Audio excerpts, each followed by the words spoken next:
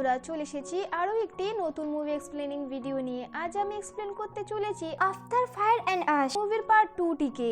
আগের সিজনে আমরা দেখেছিলাম ওয়ারাং এখানে নিজের চুলের ঝুঁটিটা দিয়ে কর্নালের চুলের ঝুঁটিটাকে জয়েন্ট করে নেয়। তারপর সে কর্নালের মাইন্ডটিকে কন্ট্রোল করা শুরু করে। তারপর কর্নাল এখানে তার সমস্ত কথা মানতে শুরু হয়ে যায়। তারপর সে এখানে কর্নালকে বলে যে তাকে এই অস্ত্রগুলোকে শেখাতে। তারপর কর্নাল এখানে তাকে সমস্ত অস্ত্রগুলোকে চালানো শেখায়। যেহেতু ওয়ারাং এখানে জানতে পেরে গেছিল যে বন্দুকগুলোকে কিভাবে চালাতে হয়, সেই জন্য সে তাদের থাকা সমস্ত বন্দুকগুলোকে ছিনিয়ে নেয় এবং তাদের সাথীদের কাছে সেগুলোকে ভাগাভাগি করে নেয়। তারপরে তারা কর্নাল এবং তাদের সাথী এবং জ্যাক এবং তাদের বাচ্চাগুলোকে সেখান থেকে তুলে নিয়ে চলে যায় এবং তাদেরকে বলি দেওয়ার জন্য তৈরি হওয়া শুরু করে। বলি দেওয়ার আগে তারা একবার ডান্স করছিল, কিন্তু সেই সময় কিরিয়া নোটিস করেছে তাদের লক্ষ্য, কিন্তু এই সময় কিরিয়া নোটিস করেছে তাদের নজর তার উপরে নেই। সেই কারণে সে তার ঝুড়িটাকে জমির সাথে কানেক্ট করে এবং সেখানে থাকা গাছপালাকে তার কন্ট্রোলে করে নেয় এবং তার দ্বারা সে ওয়ারানের টিমগুলোর উপর আক্রমণ করে দেয়। তারপর তারা কোনো রকম করে তাদেরকে সেখান থেকে ছাড়িয়ে নেয় এবং সেখান থেকে পালিয়ে যায়। এরপর যখন ওয়ারাং এটা জানতে পারে তখন তার অনেক বেশি রাগ হয় এবং তার বাকি টিমদের মিলে তারা তাকে খুঁজতে বেরিয়ে পড়ে। অন্যদিকে আমরা নেতিনিকে দেখতে পারি যে তার ড্রাগন তাকে নিতে এসেছে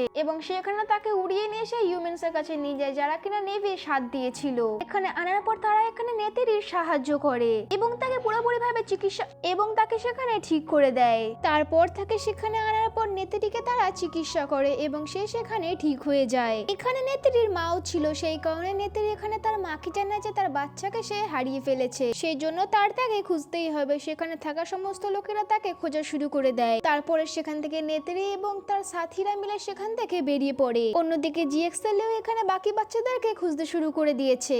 এর পরের দিন সবাই তাদেরকে খুঁজে পেয়ে যায় এবং তারা আবারও একসাথে যাওয়া শুরু করে দেয়। এখানে তারা দেখতে পায় যে স্পাইডার যে ছিল সে বিনা মাস্ক ছাড়াই এখানে শ্বাস নিতে পারছে। তারপর তাকে এখান থেকে ল্যাবে নিয়ে আসা হয় এবং সেখানে গিয়ে জানা যায় যে তার বডির মধ্যে চেঞ্জেস চলে এসেছে। তার বডির মধ্যে যে লাংসের জায়গাটা ছিল সেগুলোর মধ্যে অনেক রেশা চলে এসেছে, যেগুলো কিনা এভিট্রির মধ্যে থাকতো। এই ব্যাপারটা যখন তারা জিএক্সএল দিকে জানালো তখন জ্যাক সেখানে অনেক বেশি ঘাবড়ে যায় এবং সে অনেক বেশি ভয় পাওয়া শুরু করে দেয় এবং ভাবতে লাগলো যে মানুষদের হাতে যদি এখানে স্পাইডার পড়ে যায় তাহলে অনেক বড় বিপদ হয়ে যাবে, কারণ স্পাইডারকে পাওয়ার পরে তারা জানতে পেরে যাবে যে স্পাইডার কিভাবে ড্যাপ করেছে আর এভাবে তারা অন্য মানুষদেরকে এভাবে বাঁচানোর জন্য তাদেরকে পাঠিয়ে দেওয়া হবে। এই সমস্ত কিছু যখন নেতিরি জানতে পেরে যায় তখন সে জ্যাককে জানায় যে তাকে স্পাইডারকে পুরোপুরি ভাবে মেরে ফেলা উচিত হবে, কারণ স্পাইডার মরে যাওয়ার পর হিউম্যানসরা এখানে স্পাইডারকে আর কপি করতে পারবে না। কিন্তু জ্যাক এটা তাকে করতে মানা করে দেয় এবং জানায় যে স্পাইডারও তাদের ফ্যামিলির মধ্যে একজন, সেই জন্য তারা এটা করতে পারবে না। অন্যদিকে আমরা এখানে কর্নালকে দেখতে পাই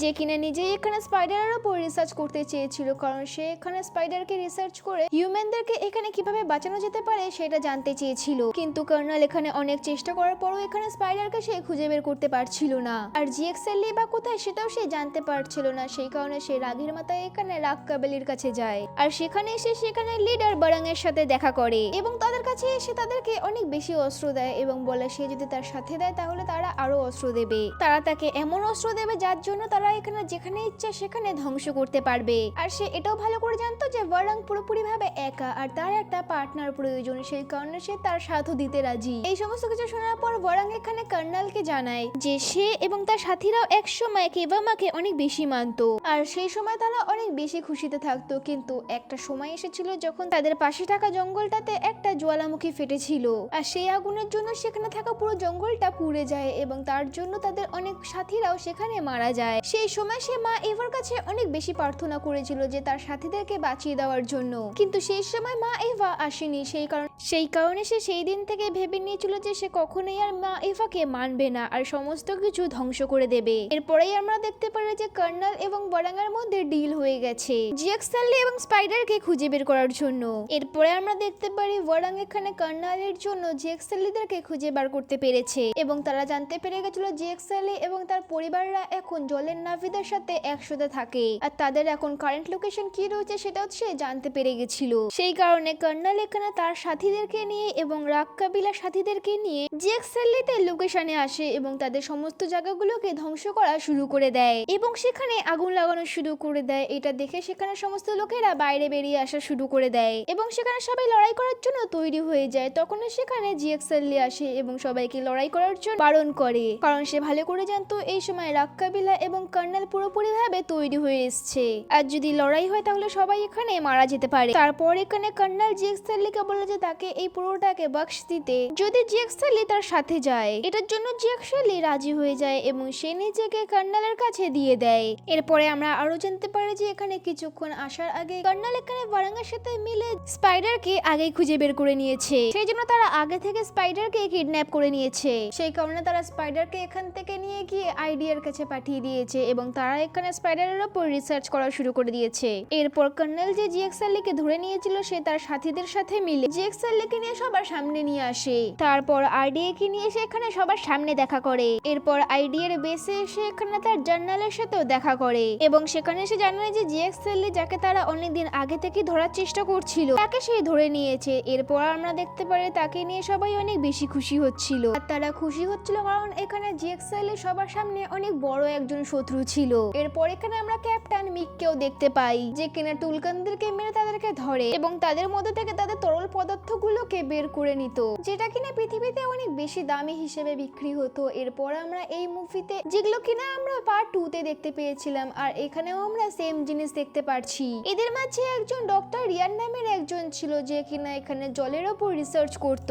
ক্যাপ্টেন মিক এখানে অনেকগুলো টুলকান গুলোকে মারার কথা ভাবছে যাতে সে তরল পদার্থ অনেকগুলো বেশি, কারণ সে অনেক বেশি তরল পদার্থ চাইছিল। এই সমস্ত কিছু জানার পর এখানে ডক্টর রিয়ান তার উপর অবজেকশন জানায় এবং তাকে এসব করার জন্য অনেক বেশি মানা করত, কিন্তু ক্যাপ্টেন উইক এবং বাকি লোকেরা তার কোনো কথাই শুনতে রাজি ছিল না। এরপর আমরা কর্নেলকে দেখতে পাই যে জেক স্যালির কাছে যাচ্ছিল এবং তাকে সে জানায় যে কালকে সকালে তোমাকে পুরোপুরি ভাবে মেরে ফেলা হবে, সেই কারণে তোমার কাছে মাত্র কিছুক্ষণের সময় রয়েছে। এটা শোনার পরও জেক স্যালি কোনো রিয়াকশন দেখালো না, বরং সে আরো এটা জানালো যে আসল যে কর্নেল ছিল সে তো মরে গেছে, তুমি তো শুধুমাত্র একটা নাভি, সেই কারণে তোমার এখন মা এভাকে প্রার্থনা করা উচিত এবং মানা উচিত তুমি এখন শুধুমাত্র একটা নাভি। এরপরে আমরা স্পাইডারকে দেখতে পারি যাকে কিনা বন্দী করা হয়েছিল, সে সেখান থেকে পালিয়ে গেছে। অন্যদিকে বাইরে নেত্রীও এটা প্ল্যান করেছিল যে সে তার স্বামীকে ছাড়িয়ে আনবে, সেই কারণে সে রাত কাবিলাদের কিছু লোকেদেরকে মেরে ফেলে এবং তাদের হাত থেকে কিছু ডিভাইস ছিনিয়ে নিয়ে তার মধ্যে ঢুকে পড়ে। অন্যদিকে স্পাইডারও জানতে পেরে গেছিল যে জেক স্যালি বন্দী হয়ে গেছে, সেই কারণে সে তার হোলিয়া চেঞ্জ করে এখানে জেক স্যালিকে খুঁজতে বেরিয়ে পড়ে।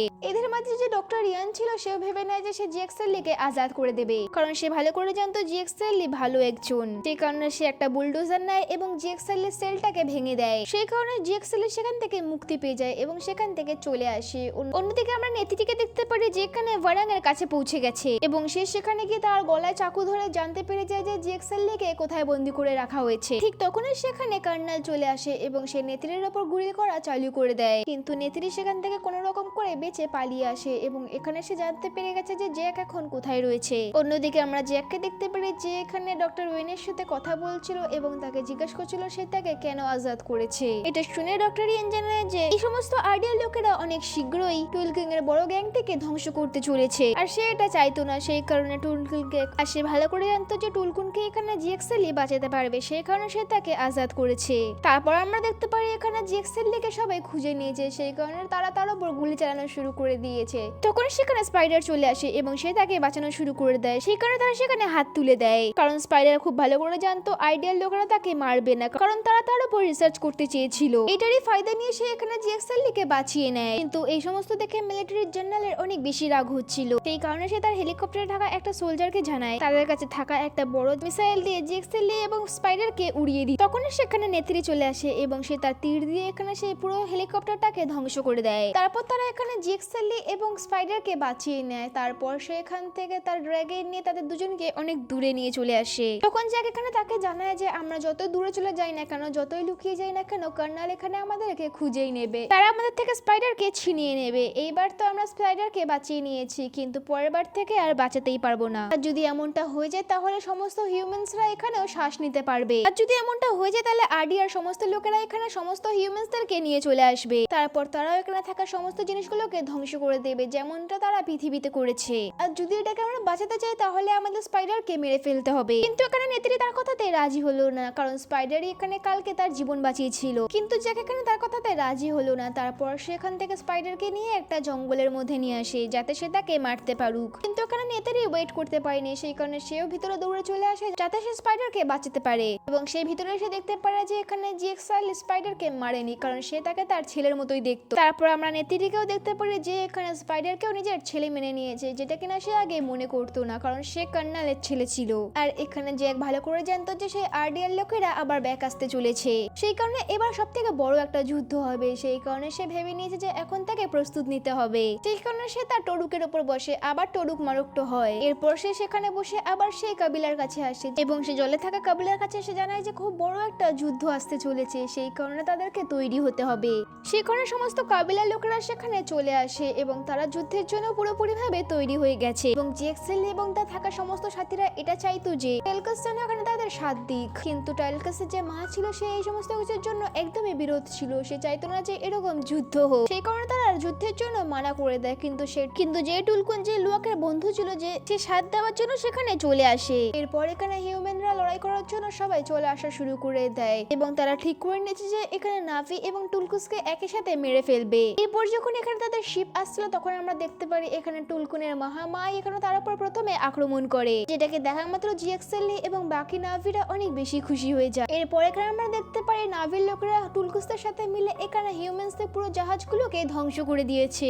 এরপর আমরা দেখতে পারি কর্নাল এবং রাগ কাবিলের লোকেরা মিলে সেখানে চলে আসে এবং তারা এখানে এসে যুদ্ধ করা শুরু করে দেয় এবং তারা আসার পর এখানে পুরো পরিস্থিতি চেঞ্জ হয়ে যায়, যেটাকে দেখে মনে হচ্ছিল যে নাভিরা হয়তো এখানে এবার হেরে যেতে পারে। এই হারার অবস্থা দেখে তিনি ডাইরেক্ট এখানে জলের মধ্যে যায় আর এখানে মা ইউবার সাথে এখানে তার কানেকশন করে, কিন্তু এর মাঝে এখানে কিফের একটু শরীর খারাপ হওয়া শুরু হয়ে যায়, যার কারণে এখানে কানেকশনটা ভেঙে যেতে লাগে। তখনই সেখানে স্পাইডার আসে এবং সে কিউবিকে এখানে মা ইউবার সাথে কানেক্ট করার জন্য নিয়ে যায়, কিন্তু তারাও যখন এখানে কম পড়ে যায় তখন সেখানে তার ছোট বোন টুক আসে যে কিনা তাকে সাহায্য করতে শুরু করে, কিন্তু তার কিছুক্ষণ পর তার কানেকশনও সেখানে ভেঙে যায়। তারপরে তারা সেখানে জলের মধ্যে পড়ে যায়। অন্যদিকে এখানে জলের বাইরে এখানে নেভিদের অনেক খারাপ অবস্থা হয়ে গেছে। জিএক্সএল এখানে জানাচ্ছিল যে সে খুব বাজেভাবে হাঁটতে চলেছে, যেটা শুনে নেত্রীরা অনেক বেশি খারাপ লাগছিল। অন্যদিকে জলের যে নেভি ছিল তাদের লিডারের ওয়াইফ এখানে এই সময় কন্যান ছিল, এমনকি জলের নেভিদের লিডারের স্ত্রী সেই সময় প্রেগনেন্ট ছিল, সেই কারণে সে খুব খারাপ অবস্থায় এখানে নেত্রীর কাছে আসে। আর নেত্রী তখন জানতে পারে যে সেখানে এখন তার ডেলিভারির সময় হয়ে গেছে, সেই কারণে সে তার সাহায্য করে। তারপর জলের নেভিদের লিডারের ওয়াইফ এখানে বাচ্চা দেওয়ার পর সেখানে মারা যায় এবং মরার আগে সে জানিয়ে যায় যে তার মরার পর তার বাচ্চাটাকে তাকে অ্যাকসেপ্ট করে নিতে। তারপর নেত্রী এটার জন্য রাজি হয়ে যায়। অন্যদিকে কর্নাল এখানে ভরাঙ্গের সাথে মিলে তাদের কাছে আসে।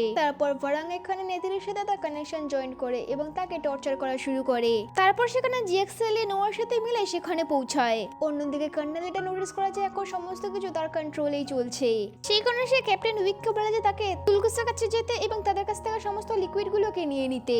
সেটা করার জন্য ক্যাপ্টেন উইক সমস্ত সাথীদেরকে নিয়ে সেখানে যাওয়া শুরু করে দেয়। তখনই আমরা দেখতে পারি জলের মধ্যে মা এবার শক্তি জেগে ওঠে এবং তার সমস্ত পাওয়ার দিয়ে সমস্ত পশু পাখিকে এখানে কিউভির কাছে পাঠিয়ে দেয়। তারপর আমরা এখানে কিউভির মধ্যে দেখতে পারি মা এবার শক্তি চলে এসেছে, সেই কারণে কিউভি এখানে তার রূপ চেঞ্জ করে এখানে সমস্ত লোকের উপর আবার উপরে অর্ডার দেয় যে এখানে তাদের উপর আক্রমণ করতে। আর কিছুক্ষণ পরে আমরা দেখতে পারি জলের মধ্যে থাকা সমস্ত যন্ত্রগুলো এখানে তাদের উপর আক্রমণ করা শুরু করে দেয় এবং হিউম্যানসদেরকে সেখানে মেরে ফেলে। আর শুধু এমনটাই না, আমরা এখানে আরো দেখতে পারি জিএক্সএল এর হাওয়াই ওড়া টরু এখানে অনেক বেশি চিল্লাচ্ছিল এবং তার আওয়াজ শোনার পর সেখানে আরো ড্রাগন চলে আসে এবং সেখানে ড্রাগ কাবিলাদের উপর আক্রমণ করে দেয় এবং সেখানে তাদেরকে হারিয়ে ফেলে এবং তাদের মেন শিপটার উপর সে আক্রমণ করে দেয়, যার কারণে সেটা জলে ডুবে যাচ্ছিল। কিন্তু সেখানে তৎক্ষণাৎ জ্যাক চলে আসে এবং স্পাইডারকে সে ছাড়িয়ে নেয়। অন্যদিকে ভরাং যে নেত্রীর কাছে ছিল সে এখানে নেত্রীকে আরো বেশি টর্চার করা শুরু করে দিয়েছে। তখন সেখানে কিউভি আসে এবং সে ভরাঙ্গের সাথে তার কানেকশন জানিয়ে তাকে মাইভারে একটা ঝলক দেখায়, যেটা ভরাঙ্গের এত বেশি ভয়ঙ্কর লাগে সেই কারণে সে সেখান থেকে ভয়ে পালিয়ে যায়। আর এখানে এই সমস্ত শিপ গুলোকে ধ্বংস হয়ে যাওয়ার কারণে এখানে ম্যাগনেটিক ফিল্ড অনেক বেশি বের হচ্ছিল।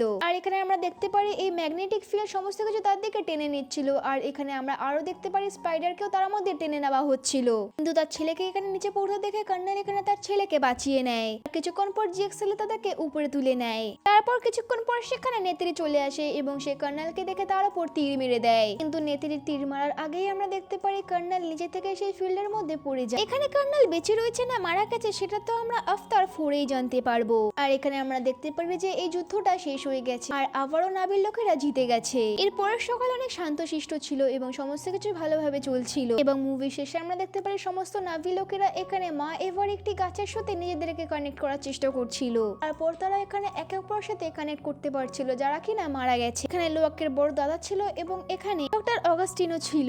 এরপর তারা এখানে স্পাইডারকে তাদের আপন করে নেয় এবং স্পাইডারও তাদের মধ্যে একজন হয়ে যায়। এর সাথে এই মুভিটি এখানে শেষ হয়ে যায়। এটাই রইল আফতারের 3 পার্টটি। মুভি এক্সপ্লেনেশনটা যদি ভালো লেগে থাকে তো ভিডিওটাকে একটি লাইক এবং চ্যানেলটিকে সাবস্ক্রাইব করে নেবেন। দেখা হচ্ছে নেক্সট কোনো মুভি এক্সপ্লেনিং ভিডিওতে। ততদিনের জন্য ভালো থাকুন, সুস্থ থাকুন।